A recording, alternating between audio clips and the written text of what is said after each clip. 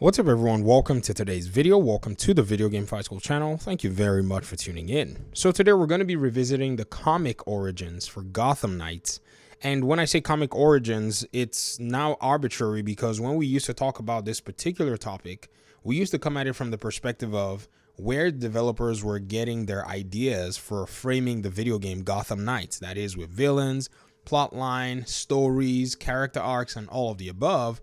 But it seems like now there seems to want to be a narrative approach to actually telling the story, and that is using a set of prequel comics, which is called Gotham Knights Gilded City.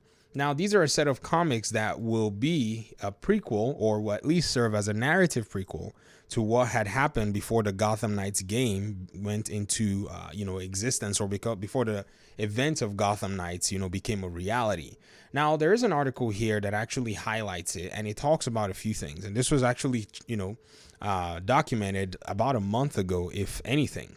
So the article said how Gotham Knights Gilded City sets the stage for the video game. It says, like the Arkham series before, Gotham Knights is a game that draws from many corners of the Batman franchise to create its own cohesive universe. And this is something that we saw after having asked a lot of questions from the creative director. A lot of people wanted to know exactly where they were drawing their inspiration from. This is a game that shines a spotlight on the Dark Knight's former sidekicks and shadowy Court of Owls, but the game isn't simply borrowing from existing Batman mythology. It's also making some key additions of its own. And one of those additions feels like it's a focal point, of Gotham Knights prequel comic book Gilded City. So the writers and all of the above are actually here, but what's more important is the plot line, and that's something that I think really does set the stage for a potential maybe even future content, or at least, if they're going to maybe move forward and not do a prequel, we can get a little bit of context surrounding some of what it is that they actually had to, pick out and choose and just see how the story unfolds. So here it is. While the plot of the game, of the Gotham Knights game, is being kept under wraps leading to the release, we do know some important details. The game kicks off with the sudden death of Batman and Commissioner Gordon. In the aftermath of that twin tragedy, Nightwing, Batgirl, Red Hood, and Robin will have to team up to restore order to Gotham and unravel a massive conspiracy involving the Court of Owls. Gilded City is a direct prequel to the game, one step before Batman and Gordon's deaths. Narcisse, that's the artist, I think that's the writer, I don't know how you say this name, but forgive me if I said your name wrong, is familiar with the plot of the game, having worked as a narrative consultant for Gotham Knights and other superhero games like Marvel's Spider-Man and Marvel's Avengers. But his goal here is ultimately to tell a story that stands on its own two legs. So the writer stresses to IGN that the comic is linked more thematically than casually to the game. Gilded City is less about filling in major story gaps than helping to establish his version of Gotham City and the relationships between Batman and the sidekicks. This is the aspect that I wanted to go ahead and show you guys here in this article, because I thought it was quite interesting, to say the least, that they were actually doing something in terms of the writing in providing just the skeleton framework, because Gotham Knights is such a unique story. You don't want to go and shoehorn a lot of different ideas by, writing a lot of the literature to be too deep.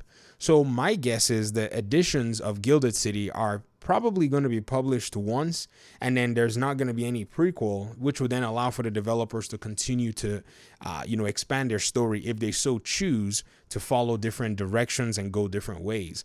I think this is actually pretty cool because it also gives that creative freedom as well. And one thing, many of us have seen is the very interesting way that creative freedom can cause a ruckus. Most of you remember Red Hood has been the one character that has had a lot of creative freedom criticisms in this game. I mean, there's no other character, I've not seen it, where some people are in a position where they say, I don't like the creative choices of the developers.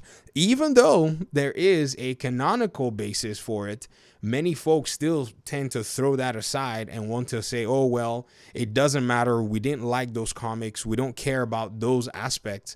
What the developers seem to have done with Jason is not, in a sense, doesn't suit our preferences. But I've argued against that the developers didn't just cook up a lot of these things out of thin air with Jason's mystical powers.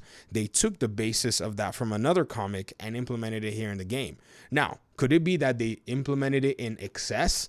I guess we could say perhaps maybe so. And I think that's probably the only criticism that I'm willing to give ground on, because I myself, I do like Jason. I like the brute version of him. That's just, crass in a sense. But if they're taking this Jason and they're doing something that seems to be respectful of the new 52 comic lines, then I think that's probably okay. But I think Gilded Age is opening the door for narrative decisions that are really, really going to be effective in allowing for the developers to just go ahead and unleash their own writers and storylines and plot points that seem to be interesting enough and are relevant to the game itself. I'd love to hear your thoughts and your opinions nonetheless about all of this, the story writing and all. I really do think it's an interesting premise. I really do wish nonetheless that the Gilded, City set of comics actually were released as the game was being revealed months ago. This would have really given it a very interesting position in terms of, say, comic book positioning. It would have given us a lot more context as the community. I think it would have also opened the door to prepare us for some of the different things that we'll see in terms of the interpretation and provide a little bit more clarity. But I guess it just happened to be something where maybe they were trying to get it pushed through, and it probably went through as the game's marketing was going on. But nonetheless, we'll be seeing it, and those of us who are going to be following will be following and basically keeping tabs on why decisions were made and how the story converges to be able to tell Gotham Knights. So thanks so much for your time and audience. I really do appreciate you guys' time and audience, and hopefully we'll talk pretty soon. Peace out.